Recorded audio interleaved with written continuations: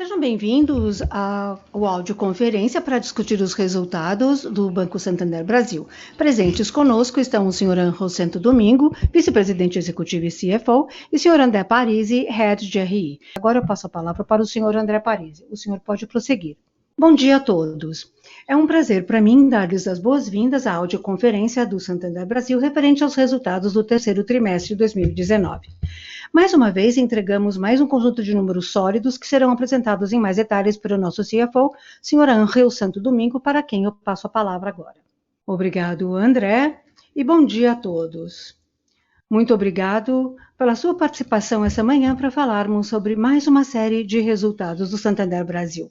Como viram na agenda, eu começarei fazendo um resumo da nossa estratégia principais mensagens, seguido por uma rápida olhada nos resultados do Grupo Santander, como sempre faço. Em seguida, darei um breve panorama sobre a perspectiva macro brasileira, que será acompanhada dos destaques dos resultados do trimestre. E, por fim, alguns comentários finais. Portanto, agora passando para o slide 5, no nosso Investor Day, apresentamos o nosso guidance até 2022. Eu gostaria de começar a apresentação comparando o nosso desempenho, embora seja apenas de um trimestre, com relação aos compromissos recentemente revelados. Carteira de crédito, buscamos um crescimento médio de 10% até 2022 e concluímos o último trimestre com um crescimento de 11%. Aqui ainda temos algum impacto do mix, sobre o qual eu falarei nos próximos slides. Retorno sobre o capital, a nossa rentabilidade nos 9 meses, até o final de setembro de 2019, ficou em 21,2%, novamente em linha com a nossa meta de 21%. Índice de eficiência, atualmente estamos em 39,3%, uma melhora de 50 basis points em um trimestre basicamente estável. Continuamos focados em entregar um crescimento sólido de receita e um rígido controle de custos. Finalmente, o crescimento da base de clientes prospera. No nosso negócio de microfinanciamento prospera, nossa meta é atingir 1 milhão de clientes até 2022. Atualmente, temos uma base de clientes de cerca de 460 mil clientes, crescendo com a velocidade esperada que nos permitirá atingir a meta. A ideia é que eu irei lhes apresentar periodicamente o nosso desempenho comparado ao nosso guidance durante os próximos anos e trimestres. No próximo slide, verão o que eu acabei de mencionar. A nossa rentabilidade permaneceu sólida, acima de 21%, mantendo o mesmo nível elevado apresentado no trimestre anterior. Isso é um resultado claro da estratégia adequada implementada durante os últimos anos, o que, em resumo, baseia-se no foco em crescimento rentável e excelência em modelagem de risco, juntamente com um rígido controle de custos. Como parte deste resultado, continuamos aumentando a nossa participação de mercado em crédito. O nosso NPS manteve-se num bom patamar. Deixe-me ressaltar que níveis em torno de 60%, que são aqueles que eu apresentei nos últimos trimestres, são muito fortes no setor bancário no mundo todo. Acreditamos fortemente que a satisfação do cliente definirá os perdedores e ganhadores no futuro. Estamos também endereçando os desafios sociais através das atividades de negócios. A revista Fortune reconheceu o Santander Brasil com o primeiro lugar no ranking Change the World do setor bancário no mundo todo. Mais uma vez. Há provas de que o Prospera está particularmente fazendo a diferença nas áreas mais afetadas pela pobreza. E nós realmente acreditamos que desempenhamos um papel preponderante ao apoiarmos o crescimento rentável inclusivo como uma maneira de gerar riqueza. No slide 7, notarão que a nossa base de clientes, um dos principais pilares de crescimento do banco, continuou crescendo fortemente no segmento de clientes ativos digitais e vinculados. Essa é uma das principais fontes de crescimento do nosso banco. Nós distribuímos 3 bilhões de reais em dividendos, juros sobre capital próprio, no acumulado do ano, quando comparado a 1,8 e 1,5 bilhões de reais em 2018 e 2017, para o mesmo período, respectivamente. Então, estamos dobrando a distribuição de dividendos quando comparado a 2017. E, finalmente, de acordo com a pesquisa do Great Place to Work, o banco está entre os melhores lugares para se trabalhar no Brasil por 4 anos consecutivos. Agora, falando sobre os resultados do Grupo Santander, eu rapidamente irei mencionar esses números, porque esses são dados que já foram publicamente publicados pelo Grupo Santander esta manhã. O lucro líquido do Grupo Santander, para os 9 meses de 2019, foi 6,2 bilhões de euros. O Santander Brasil representou 29% da receita do grupo, o que demonstra a relevância dos resultados da subsidiária para o grupo. Do lado macro, a partir deste trimestre, nós mudamos o conteúdo deste slide. Agora, estamos compartilhando a visão do Santander Brasil sobre a economia, ao invés do consenso que tem sido a prática normal deste slide até agora. A atividade econômica demonstrou uma tendência gradual de recuperação, com a inflação sob controle. Isso permitiu que o Banco Central do Brasil não apenas voltasse a cortar a taxa de juros básica, mas também indicasse possíveis reduções maiores no futuro. Com relação à questão pendente do Brasil, o equilíbrio fiscal, testemunhamos algum progresso concreto na agenda de reformas estruturais. A combinação de bases sólidas, como a dinâmica da inflação, política monetária e a balança de pagamentos, juntamente com uma intensa agenda de reformas estruturais, nos permitirá abrir caminho para um Brasil melhor em anos futuros. No próximo slide, notarão que o lucro líquido no trimestre foi de 3,7 bilhões de reais, 2% acima do trimestre anterior, e quase 20% acima do terceiro trimestre de 2018. No acumulado do ano, o resultado é também 20% mais alto do que o mesmo período do ano passado e está, por exemplo, muito acima do resultado obtido no ano inteiro de 2017, que foi, deixe-me lembrar-lhes, 9,9 milhões.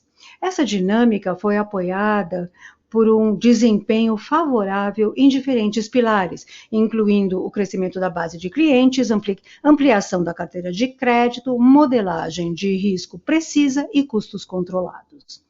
No slide 14, apresentamos as linhas principais do nosso resultado trimestral. No lado da receita, uma expansão modesta quando comparada ao segundo trimestre de 2019, refletindo uma margem financeira estável e crescimento das comissões de 1%, que eu detalharei mais adiante. Nos 9 meses que foram concluídos em setembro deste ano, em comparação a 2018, as receitas subiram 6,5%, refletindo o bom desempenho das comissões e um crescimento de 4,5% de NII. Do lado das despesas, as provisões de crédito cresceram a um ritmo mais lento do que a carteira de crédito, tanto na comparação TRI contra TRI, quanto ano contra ano, indicando que a qualidade do nosso ativo está controlada. E despesas gerais tiveram um aumento acima da inflação, refletindo os lançamentos de novos negócios. Darei mais detalhes sobre os principais conceitos nos próximos slides. Passando para o próximo slide, verão que, enquanto a margem financeira cresceu 5% ano contra ano, permaneceu estável TRI contra TRI. Os principais destaques são NII de crédito, que subiu 2% TRI contra TRI, refletindo tanto a evolução de volume quanto do spread, enquanto que em bases anuais cresceu 9%. NII de captação cresceu 6,6% TRI contra TRI, refletindo a boa política de controle de preços. E o conceito outros é a principal razão do porquê o NII total permaneceu estável no trimestre. Após um último trimestre forte, voltamos a um nível mais normalizado. A principal e única razão para isso é que a nossa mesa proprietária teve um desempenho fraco no trimestre. Em seguida, olharemos a nossa carteira de crédito. Atingiu 3,32 bilhões no final de setembro, subindo 11% no ano. O ponto principal aqui é que estamos crescendo nos 4 segmentos em cerca de 4% no trimestre, embora a carteira de grandes empresas Pessoa jurídica tende a ser volátil e não podemos extrapolar isso para os trimestres seguintes, portanto, esse é o sinal positivo. O segmento pessoa física seguiu mantendo um bom desempenho, crescendo 18% no ano, apoiado por um desempenho positivo no consignado, cartões de crédito e empréstimos pessoais. Financiamento ao consumo manteve uma tendência sólida e cresceu 17% ano contra ano, colhendo os benefícios do nosso completo ecossistema no segmento auto. A carteira de pequenas e médias empresas continuou acelerando e cresceu 12% ano contra ano, como resultado de um maior esforço comercial e uma oferta diferenciada. Do lado da pessoa jurídica, já mencionei que nós passamos por um território forte no terceiro trimestre. No slide 17, vemos que a captação de clientes caiu 3% no trimestre. Isso reflete o nosso compromisso de melhorar o custo, considerando o fato que temos um nível confortável de liquidez. Este esforço foi refletido na margem financeira de captação, como vimos em 2 slides atrás. E acabou ultrapassando R$1 bilhão. Isso tem sido especialmente intenso no trimestre, com o nosso produto de depósitos a prazo, como podem ver no slide. Portanto, NII de captação atingiu uma máxima histórica de R$1,05 bilhão, considerando, né, a evolução da taxa básica Selic que todos conhecemos. Agora falando da receita de prestação de serviços, que é um resultado direto da base de clientes e crescimento da transacionalidade. E no terceiro trimestre de 2019, entregamos um crescimento anualizado de 15%, refletindo um bom desempenho em quase todos os negócios, com destaque para contas correntes e seguros, que postaram um índice de crescimento de cerca de 15%. Todos os itens vêm crescendo num ritmo intenso, tanto no ano quanto no trimestre. Talvez com a exceção de seguros, devido à sazonalidade, e cartões, que estão refletindo a competição no mercado de adquirência. Passando para o slide seguinte, veremos a qualidade do ativo do Santander, que, de uma forma geral, permanece sob controle. Analisando o segmento de pessoas físicas, embora tenha havido um crescimento de 20 basis points no indicador de inadimplência acima de 90 dias, a inadimplência de curto prazo melhorou, indicando que a qualidade do ativo está absolutamente sob controle. O segmento pessoa jurídica permanece sólido. Atingimos nosso melhor nível de inadimplência de 15 a 90 dias e a de 90 dias registrou mais uma melhora. Isso vem como resultado da boa qualidade do ativo, tanto nas carteiras de pequenas e médias empresas como grandes empresas. O índice de cobertura caiu para 181%, impactado pela venda da carteira renegociada. Continuamos com uma situação confortável nesses níveis. No slide 20, vemos que as provisões de crédito permaneceram estáveis no trimestre. Essa dinâmica resultou na melhoria do nosso custo de crédito. Portanto, o custo do crédito está estável e até melhorando, mas estável em níveis baixos, com nenhum comentário adicional a acrescentar. O slide fala por si só, considerando a forte mudança do mix que tivemos durante o ano anterior e outros anos, o fato é que entregamos uma melhoria no custo do risco em bases comparativas. No slide seguinte, vemos a evolução das despesas. Mantemos um forte foco para industrializar um setor não industrializado. Um índice de eficiência melhor é chave para mantermos a rentabilidade num bom nível e, embora já sejamos líderes aqui, como sabem, no país, nós nos comprometemos a melhorar ainda mais até 2022. Os custos cresceram 1% no trimestre e 4% no ano, desacelerando quando comparado aos números apresentados até o último trimestre e mostrando também que estamos no caminho certo neste quesito.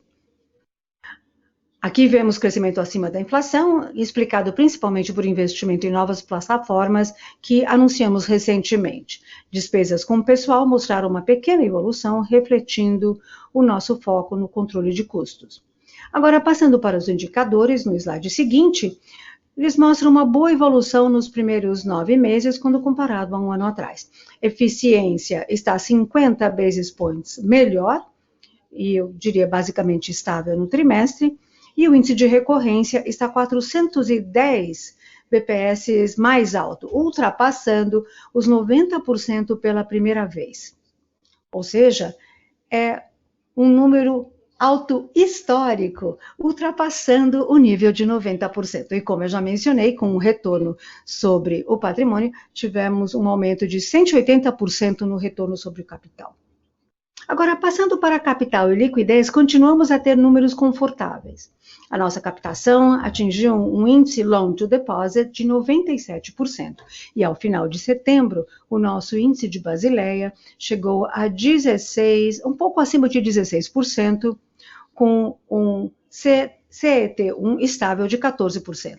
Como já mencionei antes, distribuímos R$ 1 bilhão em dividendos, juros sobre capital próprio no trimestre, totalizando 3 bilhões de reais do início do ano até agora, pois vemos distribuindo 1 bilhão a cada trimestre. Agora, passando para meus comentários finais e para concluir a apresentação, eu gostaria de destacar o seguinte: receitas aumentaram 5%, a qualidade do ativo está sob rígido controle e a eficiência continuando sendo um pilar estratégico e chave para nós. Essas características foram fundamentais para o nosso crescimento de 20% de lucro líquido e 21% de retorno sobre o capital, o que é um sinal claro de que estamos no caminho certo para continuar entregando resultados sólidos e sustentáveis. Agora eu gostaria de agradecer-lhes pela atenção. Muito obrigado.